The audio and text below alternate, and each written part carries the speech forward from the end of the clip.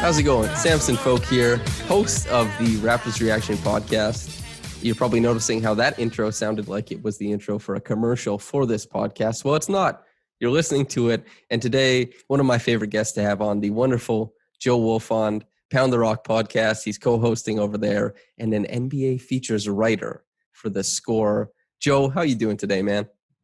I'm doing all right, man. You know, as good as can be, I guess, in these trying times. How about yourself? Something about Lovecraftian horror, etc. My first question, Joe. Now, I've been a colleague of his before, and now you are. What's the feeling so far on S? I mean, unfortunately, I haven't really gotten to interact with him in person since he started working for us. But I think he's great at what he does. He's making videos for us over at our YouTube channel, and I think they're all fantastic.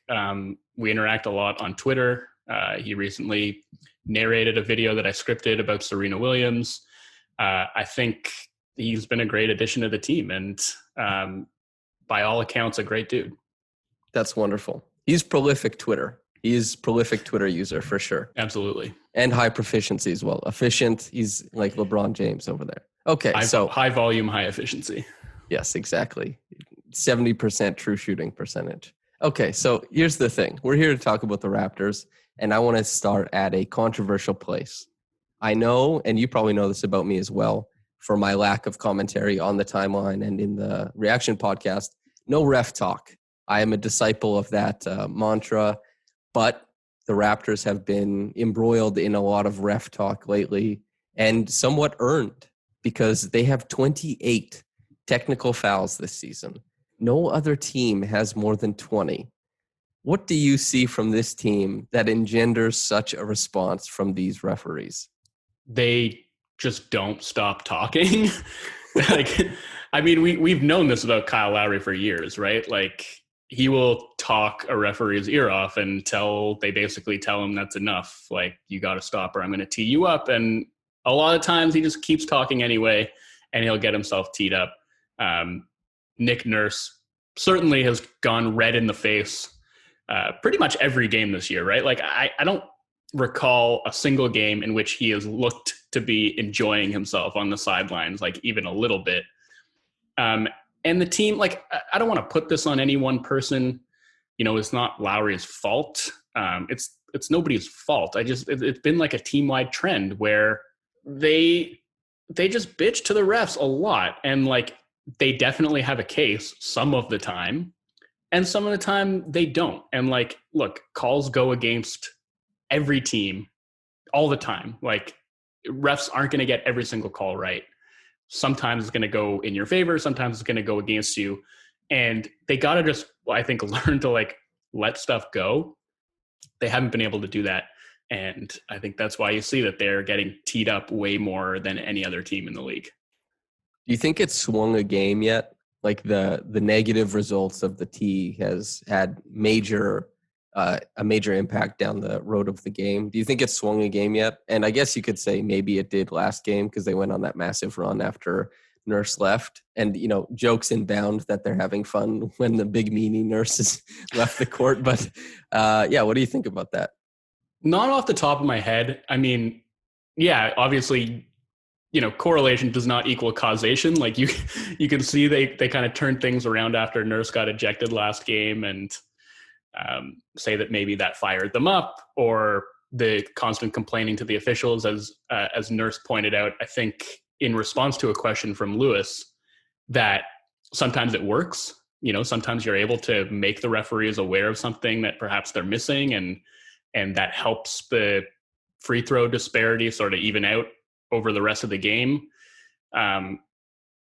Maybe that's true. Maybe that has worked in their favor at some point in time. To the naked eye, I don't think that it's necessarily swung a game. I think that Memphis game turned because of that lineup that the Grizzlies threw out there at the start of the fourth quarter. And that is more so what I would attribute it to. And I guess, you could say that it may have swung a game against them in Sacramento when Kyle picked up that tech when they had a chance to maybe keep it a one possession game and have a chance to tie it. But also, I think it was De'Aaron Fox, right? He was at the free throw line, like with a chance to hit the second one that would have put it out of reach anyway. So, so I don't know that changed the outcome in that game either. Yeah, I don't think it's swung a game yet, which, and also since it's only one free throw, right? And in the worst case, a guy leaves the game. But last night, Kyle Lowry left the game at the end of the first quarter because of back spasms, which I guess we'll touch on a little bit later. But yeah, it's tough to imagine it swinging a game, which means do you keep being angry at the refs all the time in the hopes of, as Nick Nurse says, helping, swing things a little bit? I don't know. I think it's better if they just kind of chill out a little bit, because in every game that I've played basketball, and I am not an NBA player, quite frankly, I'm not even close. So this is a horrible story to tell, but I'm going to tell it. I've never had success complaining to a ref, and it seems like a fool's errand. Now, of course, it can be a little bit different in the NBA, but the reason they beat the Grizzlies, as you said, was because of the Grizzlies' callous disrespect for Gorgie Jang's talents offensively and defensively, and trying to play small with ill-equipped players, I think. That surprised me quite a bit. And then I can't remember who's the beat guy for the Grizzlies. There's a couple, but he had said this has been happening for a couple games in a row. So I'm sure Grizzlies fans are upset about that. And also, the blitzing of Morant came around in a big way, and I thought Bembry did a really good job as his primary. That helped a lot. Yeah, I'm really loving Bembry. I think like he is very good at the kind of like pressure and recover schemes that the Raptors like to play. And when he's out there, they really are able to amp up that pressure without getting burned on the back end. Like he moves around the court so fluidly and gets his hands on everything too, right? So I've really enjoyed him getting more regular minutes. And as much as, we don't really, I won't say we don't know what he is as a shooter. Like his track record is that he's not a good shooter, even though I think he's 5 for 10 from 3 this season. But the thing is, like, I do trust him with the ball in his hands. You know what I'm saying?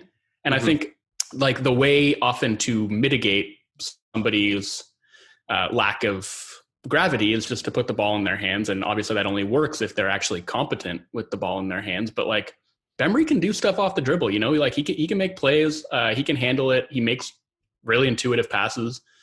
So I think that he should be a mainstay in the rotation. And I do think that like his presence in the second half of that game was a big part of what turned it around for them defensively.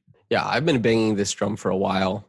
I am lower on Stan than most people, I think. And that's fine. I'm still very happy that Stan has been able to turn it around and see what he continues to do to improve. But the playmaking that has been attributed to Stan that everybody thought was kind of popping off, I thought was the lower end of what Bembry is able to do with the ball in hand. And, Stan is more so a stationary playmaker. Like he'll have both feet set, 2 hands on the ball, and they'll start making decisions there. But Bembry does it on the move, which is infinitely more valuable usually, unless it's Nikola Jokic and he can just hang out in one spot and pass people into layups. But Bembry as well defensively, as you say, super fluid mover on the floor. Probably, Pascal and OG are in consideration, but Pascal doesn't have the same kind of vertical pop that Bembry does. Bembry probably profiles as the best traditional athlete on the roster. I know OG is fast and he can jump out of the gym, but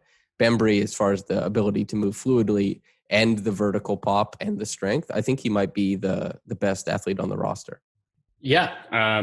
I don't know. I guess I'd have to think about it a little bit more, but I don't, on its face, I don't think that that's an outrageous claim. And that's the kind of player who inevitably gets described as a whirling dervish, right?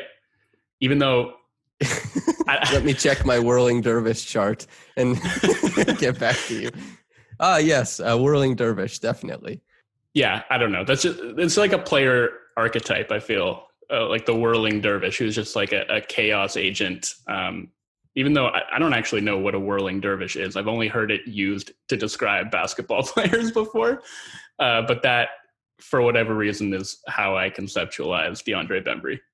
And since we're already here, do you have another player that you would describe as a whirling dervish, just for context? I think like early career Siakam, before he kind of tamped down his more hyperkinetic impulses and smoothed things out a bit, when, he was just sort of like a bundle of energy streaking down the floor. And obviously the spin move is, makes up the whirling element of that equation. But I think, to me, it just, sort of describes a fast player who is kind of pinging from one side of the floor to the other in a blur, where their constant motion is almost flummoxing other people out there, just because, it's not necessarily an abundance of skill, but like that perpetual motion can be disorienting. Yeah, that seems like a good way to describe it. The spin Siakam, I think in my first year with Raptors Republic, is a game against the Jazz, and I described it as Jay Crowder guarding Siakam and, didn't realize what he was doing, but accidentally pressed the button on Siakam's back that turns on the spin cycle, and then Siakam transmogrified into a washing machine and managed to spin to the rim.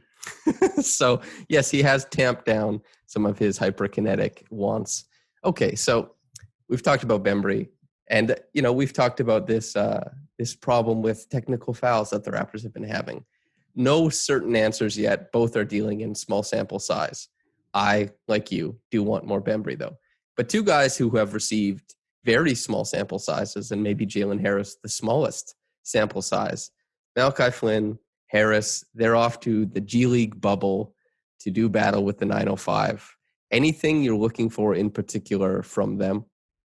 Yeah, I don't know. That's a tough one to answer. I guess with Flynn in particular, just because we've actually seen a decent amount of him at the NBA level, I guess I have a better sense of what I'd be looking for. But, the thing, I guess, that was missing, like I feel like in those couple of preseason games against Charlotte, he had a little bit more pop off of the dribble than I anticipated. Like, I think that was the big knock on him coming out, right? It was like, he's not really an explosive athlete. He's not going to dust guys off the bounce. And he's going to be more of like a game manager, right? Like a manipulative pick and roll player who can get to that mid-range pull-up or the floater and doesn't need elite quickness in order to thrive as an on-ball guard. But I feel like there was a little bit more of that off-ball juice, on-ball juice in the preseason games, and then I didn't really see it like at all in any of his NBA minutes. And I don't know if that was just like the game speed kind of amped up in regular season games, but I guess I just want to see, like, is that there? Like, does he have that kind of off the dribble juice where he can take guys off of the bounce? He can create separation for the jumper. Just the jumper itself, like, that obviously wasn't there either. Like, he got a decent number of clean mid-range looks that he just couldn't knock down in his minutes with the Raptors. So the like decision making, the playmaking, that stuff I'm not really worried about. Like, I think that's going to be there.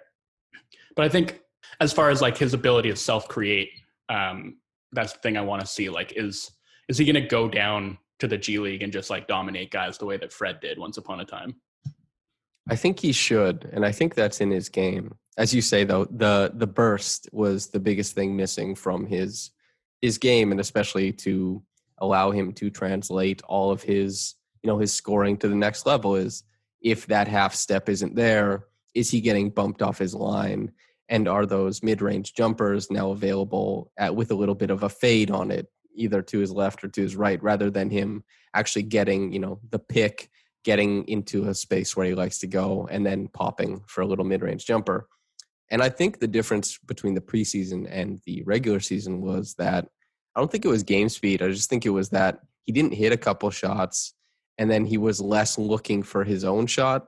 So when you see a guy attack a defense looking to pass around it, it becomes very apparent the opportunities that they're not taking for themselves. And that's something with Fred too, is Fred's ability to make teams pay when he's going downhill or from the mid-range, which he's gotten a little bit better at this year, is that people realize, oh, that was an advantage that wasn't taken. And you can see those kind of stack up. And when that happens to a player, it just kind of takes away everything that they're trying to do, because defenses respond in kind. So Malachi, I think, just going down there to get back a rhythm for him to be a little bit more of a hunter for his own shot. I think the self-creation thing makes sense. Jalen, haven't seen much of him. Basically, all I know is that, when he attacked from the weak side, he didn't have the strength. He had the quickness, but he kept getting bumped off his line, so he couldn't get any of those nice straight line drives to the basket, really. Hit a couple shots, did his thing, but is a massive question mark. Perhaps another DeAndre Daniels that we never really get to see much of. Yeah, I don't even think I've seen enough of him to form a strong opinion about what he can be or like what sort of indicators I'd be looking for watching him. Like, he does have some explosiveness, right? Like the leaping ability seems to be there, and he's quick.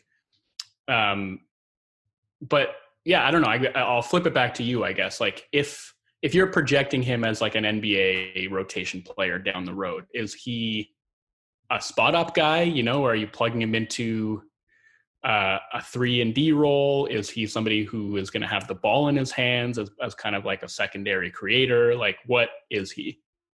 Okay, so from what I saw at Nevada, just going back, because to cover him this year, going back to watch some of his stuff, I think Robel tweeted out a link to a game where Malachi and Jalen actually played against each other. And I think his future, if you're looking at ceiling, is a tertiary ball handler, a wiry kind of guile operator. Now, it doesn't have to be Lou Williams, but a guy who operates in the same kind of vein where you have to get the defender off balance constantly, because if they're on balance, you're just not going to be able to push your way to any spot on the floor. And I think Harris will probably encounter some of those problems. And typically, guys don't just get super beefed up and then start pushing people around. I think more so and he was a 4-year guy as well. So more so they end up kind of working their way around those incompetencies as far as their body, and become better off-balance shot makers or off-foot finishers at the rim, really strong hesitation moves and stuff like that. So if I were looking for anything from Jalen, I think it would less be something you'd want from Norm, which is Norm, you don't want to see that much herky jerk. You want to see him explode to the rim. You want to see him finish. With Jalen, I'd like to see him in his bag quite a bit, I think. And then jump shooting at his position, at his size, never hurts anything. So that would probably be good for me. To go back to what you asked me, like if you're watching him with 905, what kind of role do you want to see him playing there to see if those skills are popping? Like, you want him playing primarily on the ball? Yeah, primarily on the ball. That's what I think, because I don't know what he offers as a guy. If he's just going to be shooting, I think that doesn't use his quickness and his, he has a bit of a handle. So I think you'd be wasting that. I think that's something to develop. And this is for the ceiling version of him, right? I don't know if that's ever comes to fruition, but I do think some of that on-ball herky jerk stuff would be well equipped with his game. But being an off-ball guy doesn't necessarily mean you're just a spot-up shooter either, right? Like he could be like a slasher. Yeah, of course. Just more so to respond at the next level. Usually you can do things better at G League. Like Norm was a good point guard in the G League, but his decision-making is severely lacking in the NBA. So more so developing that at, you can beat your primary in the G League with those types of moves. Maybe you could beat a moving defense as an off-ball guy at the NBA level more so. Right. Okay, so I feel like that's Jalen and Malachi. More to come on them, obviously. There's a lot to be left. There's a lot left to be seen from them, and obviously we haven't seen much, even of Malachi, who was supposed to come in and provide a little bit right away. That hasn't really happened. So maybe something happy. Joe, your favorite storyline so far this year that is Raptors at Jace? I think it's just the season that Fred's having. Like the fact that he continues to round out his game, and that every time I feel like people want to pigeonhole him into being one kind of player, he sort of manages to take a step toward becoming a different, more fully formed kind of player. And I think like the way that he is able to defend at his size with his wingspan, the playmaking ability that he has added to his game, like the fact that he, as I tweeted last night, like he looks like a point guard, and I wouldn't have said that about him coming into this season. So I'm just really happy for him. Obviously, it's been an incredible journey and a great story. And I think, you like to see good things happen to good people who work really hard. And I think that is Fred to a T. Is there, because I think we all have a ratio, anybody who pays attention to Fred has seen him as a very, very good off-ball guard and a middling on-ball guard. And the middling, as you say, is trending upwards. Do you have a ratio of how much time you'd like him to spend at each spot? And I know the game is fluid, but if you'll play the game with me, I'd love to have you. Well, I mean, I guess 50-50 is where I'd have it. Like, it just totally depends on who else is on the floor with him. So obviously, like if Kyle's out there, I would prefer for it to be maybe like a 70-30 split, with Lowry having more of the on-ball possessions. But, if you're doing a stagger with those guys and that works out to Fred sort of having the ball, like 30% of the time when he's playing with Kyle, and like, close to 100% of the time when he's not. And obviously, I mean, like it doesn't work out that cleanly because there are going to be some possessions where you want Pascal to initiate. But I mean, I have felt more comfortable and better about Fred initiating than Pascal this season, which is another thing that I didn't expect. And that speaks maybe to some of the struggles that Pascal has had just sort of creating off of the bounce. But I also think it speaks a lot to how well Fred has been initiating this season. Yeah. 70-30 is a very good ratio for Kyle and Fred, although I think sometimes it goes a little bit more even. What do you think of Fred plus bench lineups? As you said, if there's not another guy on the floor, sometimes 100% of initiation goes to him. I think Raptors fans are accustomed to their lead guard taking bench lineups and just pumping them into these, bonus net rating areas, but Fred not quite able to do the same thing. Do you see anything promising from Fred as far as him with the all bench lineups? Is that a route you'd like to see traveled more often? Again, it's just like so context specific, right? Like I don't think Fred can do what Kyle does, where he is somehow lifting a lineup that just doesn't have any other like shot creation at all. I think if Fred's doing it like, with Norm out there, and maybe, and like Boucher, and there is enough, sort of individual scoring around him to make that work, then I'd be perfectly fine with it. But if it's, Fred out there with Bembry and Utah and Stan, then I don't really trust him to do what Kyle does as far as just like lifting all boats and just making sure that those guys can get the ball in the right spots and be like reasonably effective offensive players. And then those lineups can kind of just thrive by creating chaos defensively and getting out in transition. Like Fred obviously creates a lot of turnovers, but I don't think he's as good a decision maker in transition as Kyle is. Not even close, to be honest. And I do think that's a big reason those Lowry and bench units thrive, right? Is that like they just get out on the break and trust Kyle to make the right decision, whether it's a hit ahead pass or a pitch back. And Fred, I do think in transition still gets a little bit of that tunnel vision.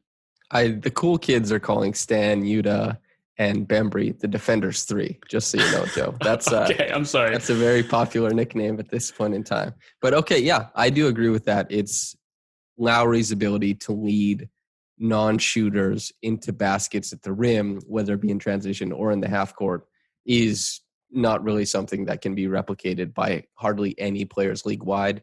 And Fred VanVleet obviously is not at that level. But as you say, pair him with a couple guys who can shoot the three, Norm, Boucher, especially Norm lately. Holy smokes, really, really been shooting the ball.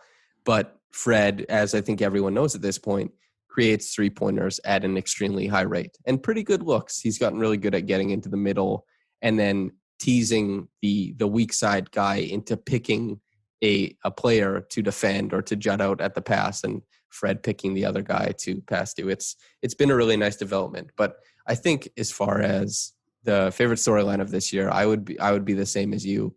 We've been robbed a little bit of fun storylines in Toronto because Pascal is trying to get to a place where he's been before. OG has been injured. And Kyle, obviously, with back spasms. What do you make of I know he's at an advanced age in the league now. As far as the relation to back spasms, do you think this is something that might hang around for a while? I mean, it can be a recurring thing. And as somebody who's been dealing with back spasms myself lately, they really suck. And there's just not a whole lot that you can really do about them, except just like kind of wait for them to subside. So it's obviously not great. I can't say with any degree of certainty like what it's going to mean in the big picture, but yeah, obviously any physical ailment for your undersized 34-year-old point guard is going to cause a little bit of worry, right? How do the back spasms affect your jump shot, Joe? Dude, I haven't shot a jump shot in far too long. I mean, it's been basically a year now. So quite debilitating. Like I'm spending hours of the day just kind of like lying on my back on top of a heating pack, and it's no fun. So I hope that he gets well soon and can start to feel better and get back on the court. But certainly not a pleasant thing to go through.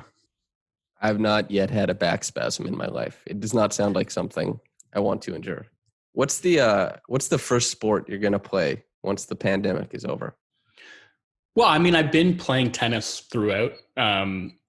So I'm going to keep doing that. It's a really COVID-friendly sport. Right. Obviously, that hasn't been happening in the winter, but basically, like I'll play in any temperature. I'll bundle up as long as there's no snow on the ground and there's a court that is dry. I'll be out there hitting.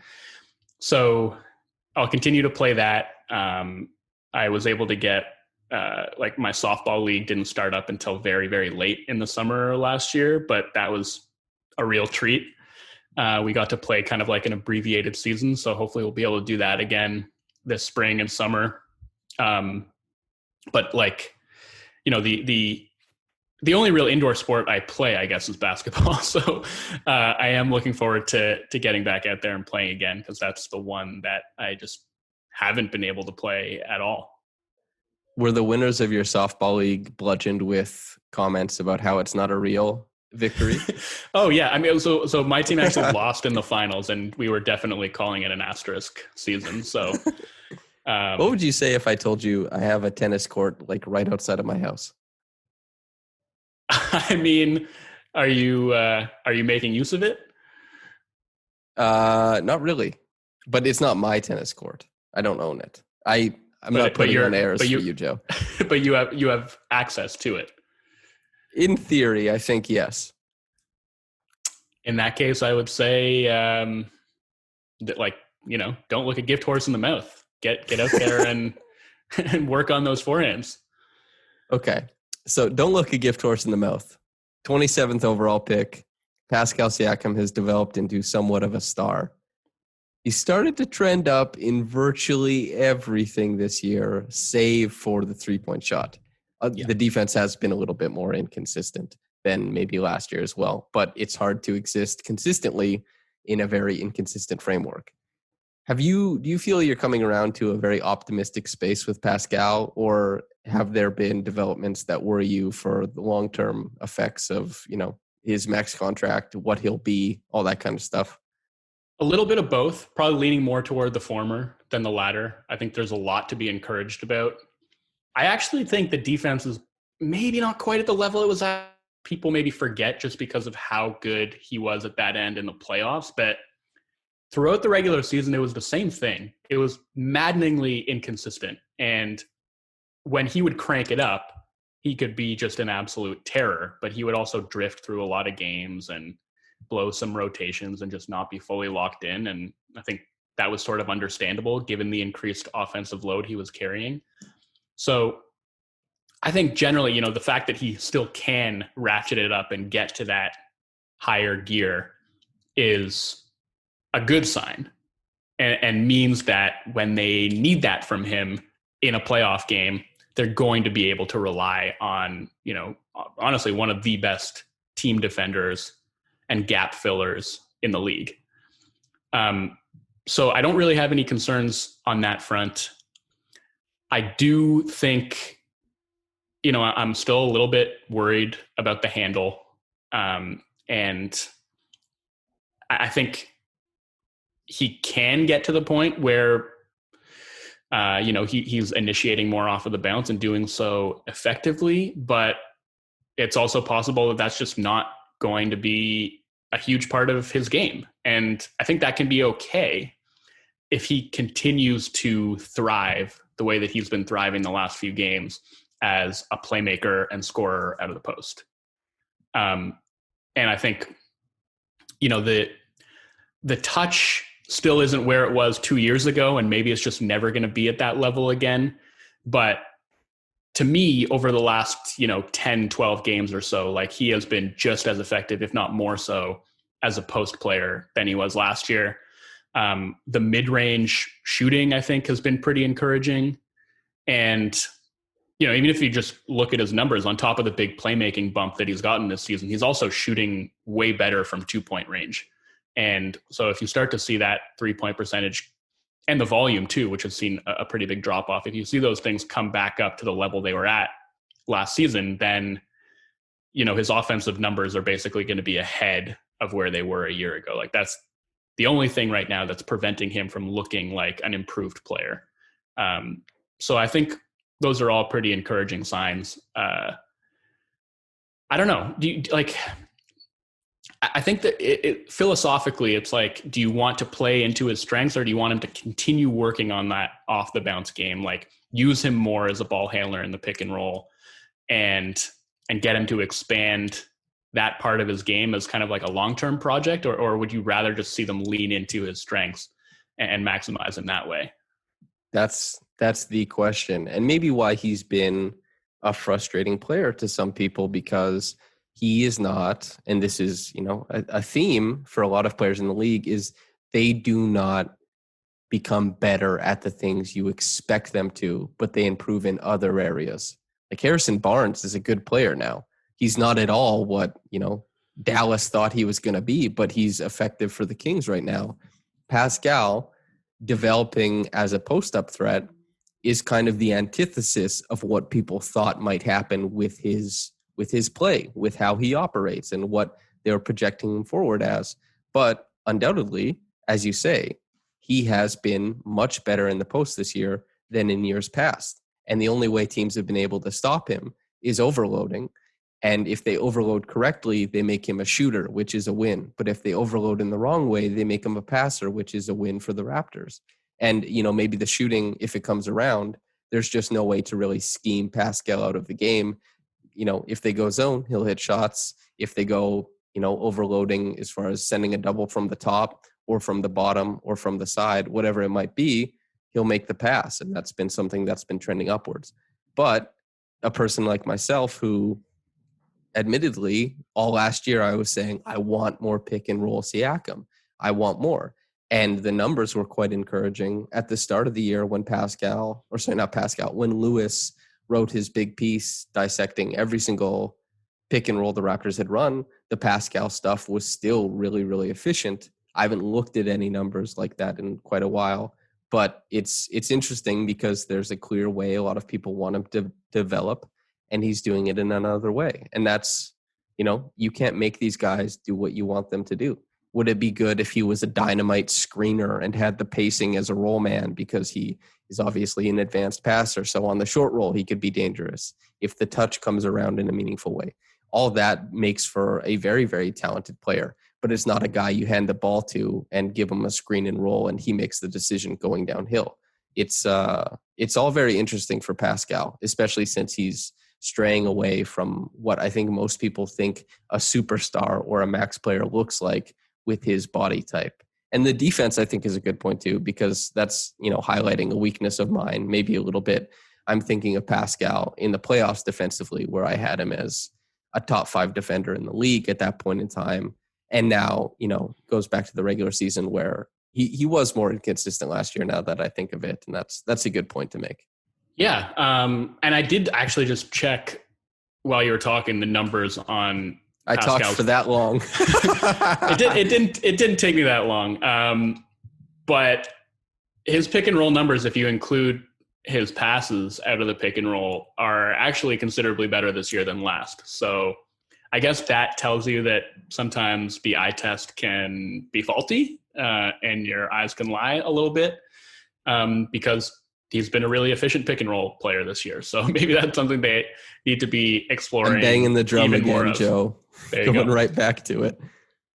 But no, I mean, I think he's such an interesting player. And even just going back to what we were talking about with Fred, like, you don't want to pigeonhole a player because you don't know where they're going to improve and what they might be capable of. And I think that's the difficult work, I suppose, of player development, right? Is how do you, like, it takes a lot of imagination and vision, to see a player who is maybe lacking in a certain area and to recognize this is something that they could get better at. And this is the type of player that he can become for our team. And obviously, it would have been impossible 3 years ago to imagine Pascal becoming the player that he is now.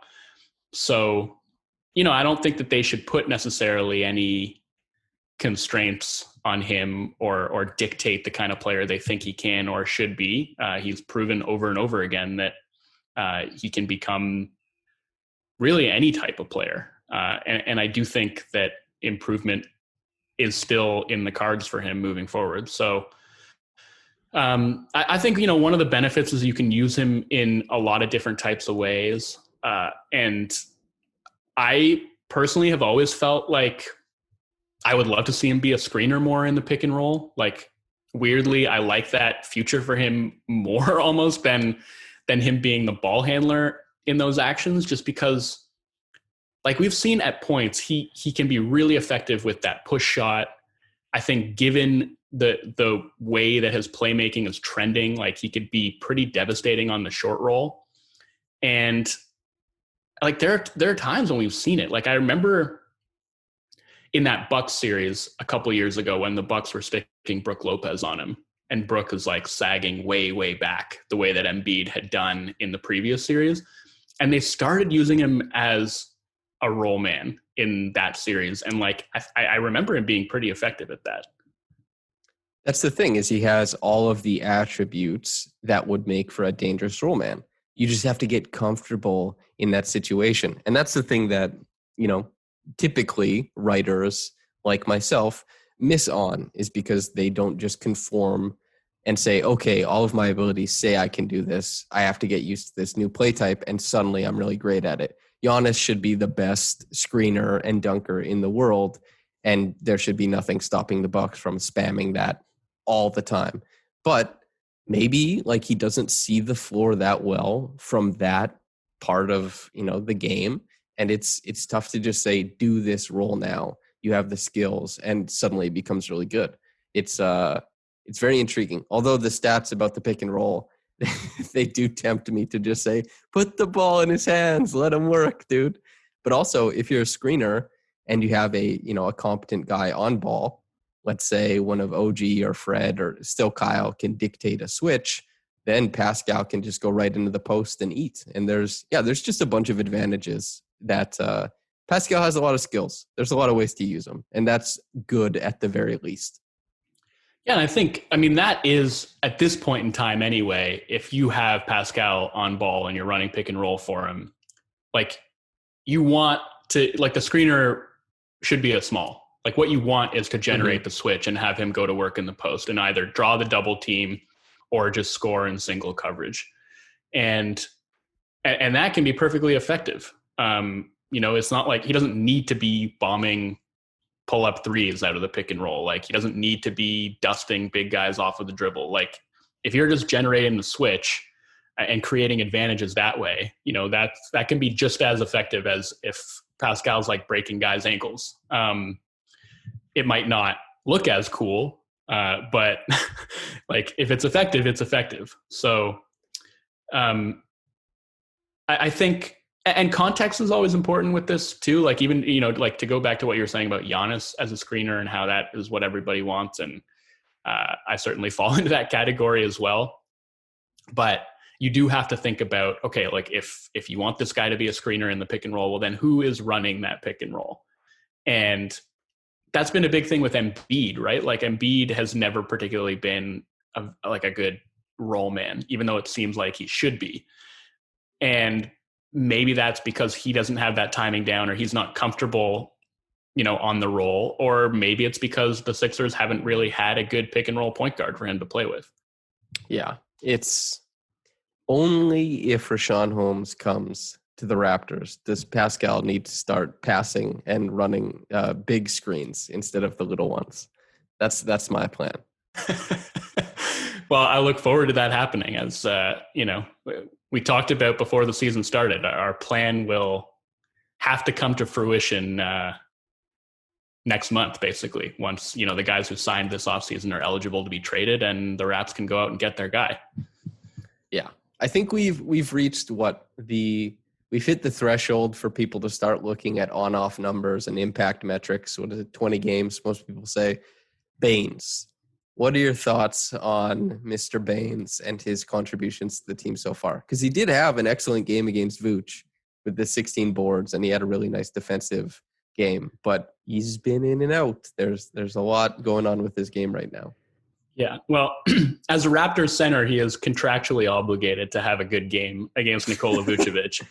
But apart from that, it's been rough, man. And I take no pleasure in saying this because, I've been a fan of Baynes in the past, and he seems like a good dude and a good teammate and does nitty-gritty that goes underappreciated a lot of the time, but it's rough right now. And like, a lot of the time they're just playing 4-on-5 at the offensive end with him out there. Like, last night, JV is just playing free safety and gumming everything up. He obviously has shot the ball really poorly from 3-point range, but I still think he needs to be willing to take them, and he's not right now. Like, he's catching the ball on the perimeter and he's not even looking at the rim. Like, his screens have been great, but I think they lose a little bit of their value when the opposing team isn't worried at all about what he's going to do when he's slipping into space. And like, do you find that the screens have been less frequent than in Phoenix? I think I watched 7 Phoenix games of his last year, and he was more mobile getting around the court to set different types of screens all the time. It wasn't just a ball screen guy, Yeah, and I think like he does look to me like he's not moving as well as he was, even last season, at least early last season. And I think that's one of the subtle ways in which that can have an effect, right? Is that he's not moving around the court as quickly. And because of that, he's not connecting on as many screens. And like, I saw Assad, prominent member of Raptors Twitter, make the point that because his ball screens aren't really having their desired effect because he's basically being ignored after he sets the screen, and like, teams are freely kind of sending 2 to the ball or hedging and not worrying so much about the recovery. Like, he should just be flowing from that ball screen into like a down screen, moving on from kind of one screen to the next. And that should be where he's drawing his utility. But I think the fact that he's not moving as well makes that more difficult. And yeah, I think, for one reason or another, it does seem to me like I don't have access to the second spectrum stuff, which can tell you actually like how many screens is this guy setting per game. But my guess would be that his rate of screen setting is down from previous years. It's also difficult to land a screen on an NBA player. So off-ball screening is an art unto itself. So like, the on-ball player is engaged and has to stick. As far as like you're a primary defender on a guy with the ball, you have to stick to that guy to some degree. So you're an easier player to screen. Off-ball screening actually requires pretty mobile people to get to spots for off-ball players to find room. And as you say, Baynes, if he's not moving as quickly or as smoothly around, where the Raptors are playing offense, it's hard to stick players with the screen in the open court because these guys are incredible athletes and they'll just find a way around. So it's all affecting. Although Assad, I didn't see that tweet, or I don't know if it's a tweet or he said that to you, but that's a great point. Flowing into different actions and trying to find any type of advantage is very, very smart. That's a good way to play basketball. So hopefully Baynes can work something like that in. Richaun Holmes, guys of that ilk. Are you genuinely waiting, or do you think there's a future where Baynes kind of figures it out and then that second year of the contract is awarded as well? Man, it's very tough to say because, first of all, we don't know what Masai's future even is with this team and how that might affect the front office's decision-making, if at all. But, I mean, let's take that out of the equation and let's just say it's like Bobby who's making the decisions for this season. Like, is he looking at this team and saying, okay, this is kind of a bridge year. We're transitioning into a new era. We don't know if Kyle's going to be back next year. Are we looking to kind of like do a soft rebuild? It hurts to say, but like there is some sense, I think, in a season in which there aren't really going to be many sellers. There aren't going to be many, if any, other star players available. Is there a kind of inefficiency that you can exploit there where you can be the seller? You put Kyle Lowry on the market and you sort of kick the can down the road a couple of years.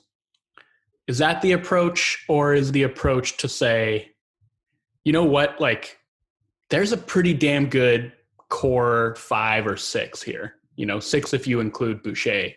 And if we can just bolster that with, take your starting center minutes from well below replacement level to like even league average, like that could make such a difference for this team. And that could make them, the kind of team capable of winning a playoff round. Like, what is that worth to them? Is that like, do they want to make the team better now, or do they think it's not worth it because the team's not good enough to do any significant damage now? And they want to sort of refocus their window for like a couple of years down the road when maybe OG is in his prime and Fred, who just keeps getting better, is in his prime, and Siakam is a little bit better than he is now, and you have a chance to maybe add in free agency. Like, without knowing, I guess, what the front office's priorities are, it's impossible to say. And maybe they can get a competent center without having to give up any meaningful future assets. And in that case, I think why not?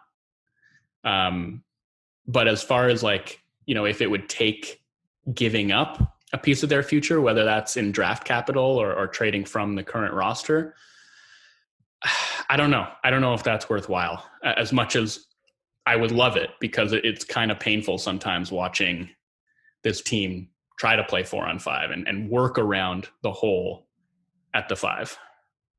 Yeah, that's the thing about it, right? Is what are you trading? Is it worth it?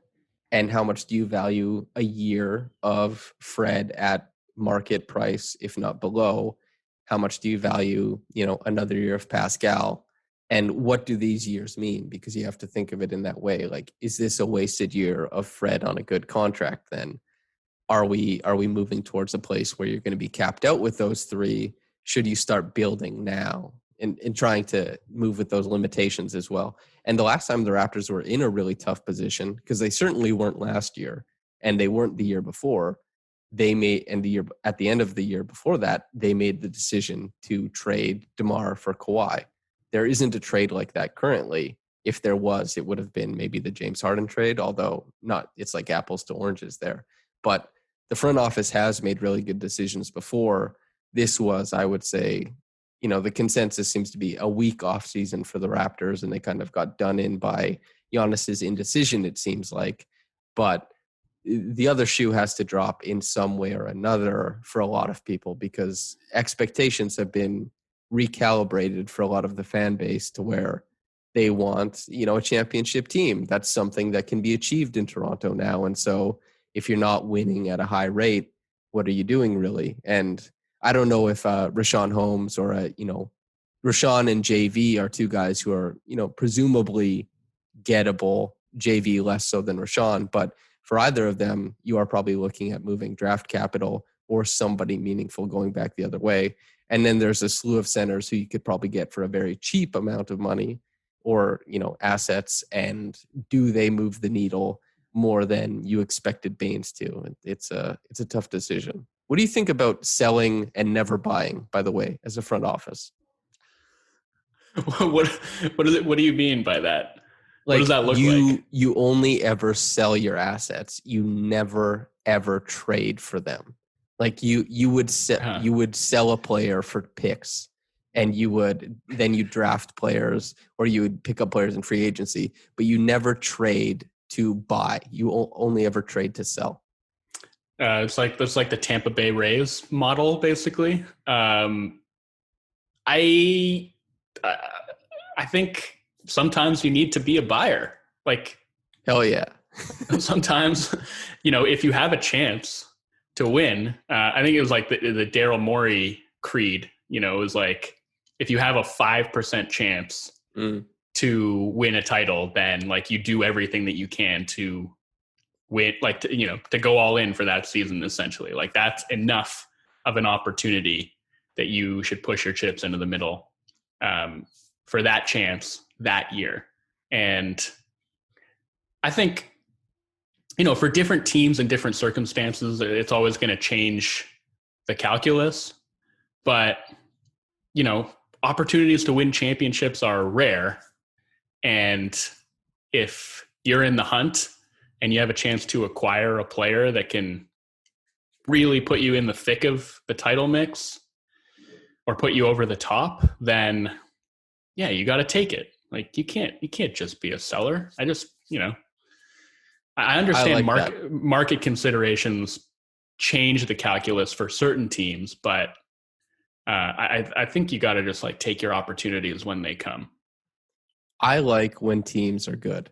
Like the Hornets, they shouldn't have signed Gordon Hayward. People would say, no, you don't sign Gordon Hayward.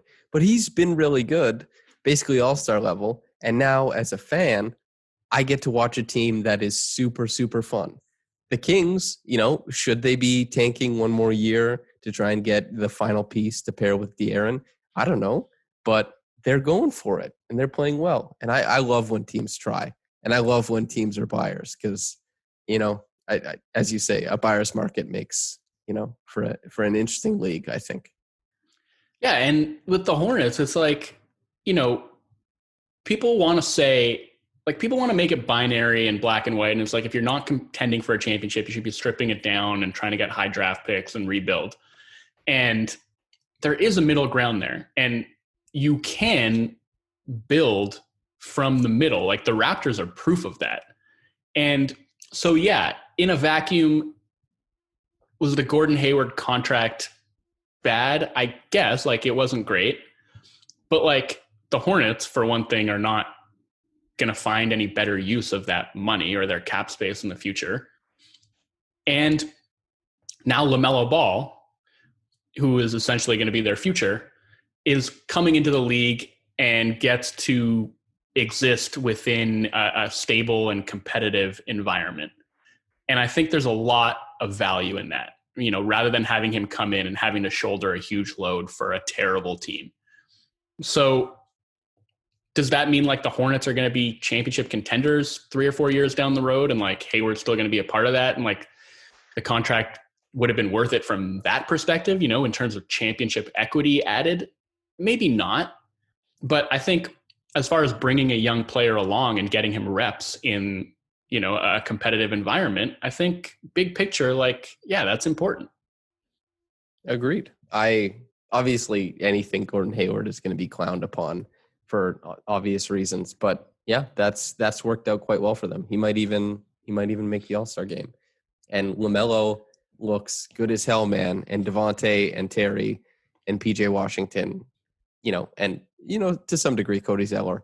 A lot of fun basketball. And Malik Monk as well. Okay, we're fully talking about the Hornets now. So anyway, do you have any random Raptors musings before we get out of here? I guess I'm like, what is Chris Boucher? Like, you know what I mean? Like, is Chris Boucher like a part of this team's future? Is Chris Boucher good? Like, sometimes he looks really, really good. And sometimes he looks very, very lost. And I just feel like my opinion of him changes sometimes from one possession to the next, let alone from one game to the next. And I find him to be a very fascinating player, and one that confounds me a little bit. So my answer, he's good. He's a good player. There are players in the league who hit high highs and get a little bit lower than others. There are very, very consistent players who provide things night in and night out, but you got to be able to hit some high highs. Typically those guys get a little bit overrated. So maybe that's what's going to happen with Chris Boucher, but at his contract, at what he's able to produce, he is good. Now, is he a part of the future? I'm not sure. In fact, he might be, sneakily the best guy to trade if you're looking. Well, yeah, that team option on the second year is looking really, really good right now. It's incredible, yeah, and only 6.5 this year, I think. And so the team option looks really good. So do you look at a contender and say, this guy can, because of your cap sheet, consider at the end of your bench as far as pay, but can give you like 18 minutes in a title game potentially and could swing one in the finals, like something like that. And yeah, especially if he's a plus 37 like shooter, if he's going to stroke it, not at 48% like he was, but if he's creeping up towards 36, 37, he's just flat out good. Because defensive playmaking, as we know, after watching Surge and seeing how many fans and analysts valued his defense at an equivalent to Marc Gasol's, the playmaking pop is something that a lot of people value rather than the quiet, closeout that denies the advantage. But Boucher has the pop, man. Like, he really does. I think it was, who was it? JV was doing a seal and John Morant was coming right down the lane, and Boucher still managed to kind of like eke his arm out and block him late in the game last night. And, you can't replicate that very easily. And neither can the jump shooting or the, raucous rim running that he can provide sometimes and that he's been doing lately. He's good. Definitely good. Yeah. For somebody who blocks as many shots as he does, it's kind of amazing how few of those blocks actually come at the rim. Like, I remember I looked this up because I wrote about him a couple weeks back, but he was first in the league by a mile in 3-point blocks, and he was second to Gobert in shot blocks in like the short mid-range area. So like, he's blocked a lot of those floaters, and I guess you don't know how many of them are floaters or lob attempts, but like, he blocks a ton of those. And I think, like that physical tool set can make up for a lot, like they're like the second jump is very valuable. And there were times in that game when like he was battling with JV on the glass, and just like his ability to get up off the ground multiple times allowed him to keep like tapping those rebounds to himself, even though he was badly too. Yeah. Even though he was badly outmuscled, and like that helps him a ton on the offensive glass where he's just been a beast. And I guess, I mean, it depends, I suppose, how much you think this stuff, in terms of like defensive awareness is teachable, and like, can he improve that part of his game? I think he's gotten better at it, but I'm thinking of one possession last night where it was just, I had no idea what he was doing. It was like the Grizzlies were setting up a dribble handoff at the top for JV and Ja. And so Boucher comes and like presses right up on JV at like the top of the 3-point line, which is like, if you're pressing all the way up on JV that high on the floor, presumably you're doing it so that you can make some effort to deter the dribble handoff that's coming. But he didn't. Like, he just stayed attached to JV. And so Ja like drove into the middle. Pascal winds up helping off of the corner.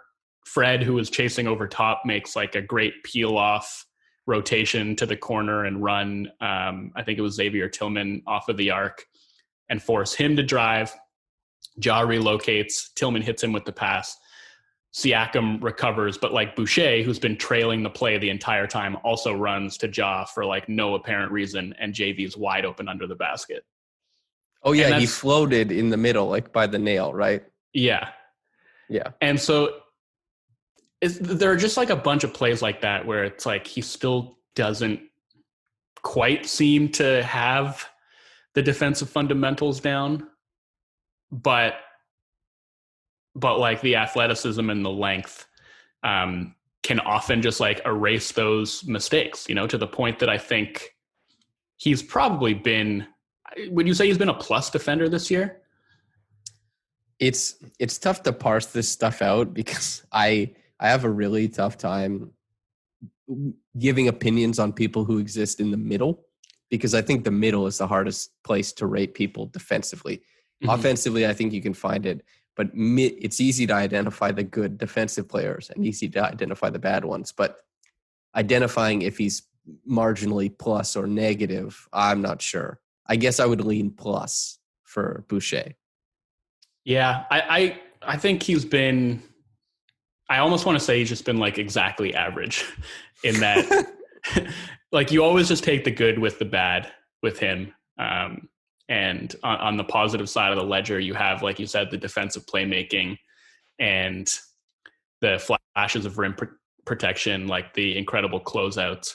But on the bad, you know, you have those weird possessions where he just kind of like doesn't know what his assignment is supposed to be. The defensive rebounding obviously continues to be an issue. And I do think the book is out a little bit on those flyby closeouts where he's just getting pump faked off his feet like time and time again. And I feel like that might require an adjustment from him at some point too.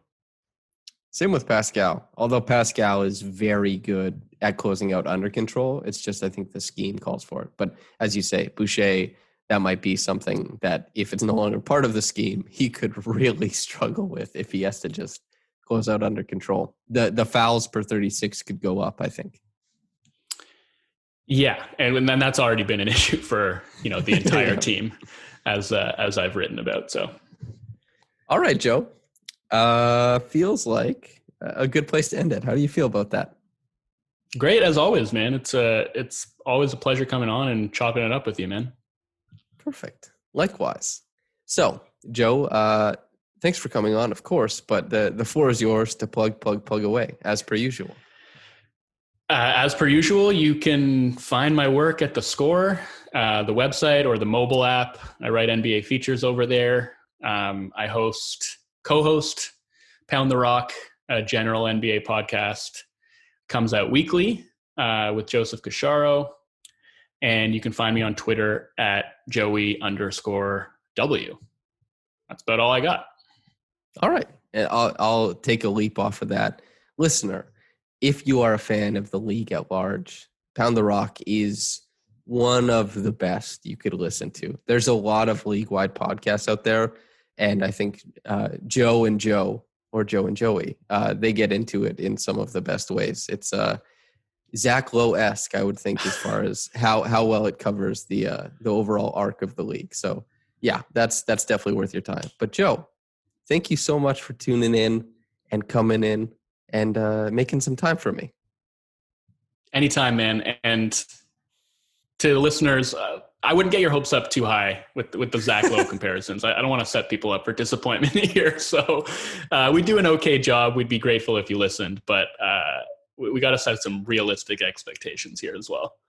Well, you're not going to get De'Aaron Fox the morning that he's awarded, Player of the Week, but yeah, the analysis will be there, and I enjoy that part probably the best. But listener, Thanks for tuning in. I hope you enjoyed it. But whether you got into this in the morning or at night, have a blessed day and goodbye. Goodbye. Goodbye. Goodbye. Goodbye.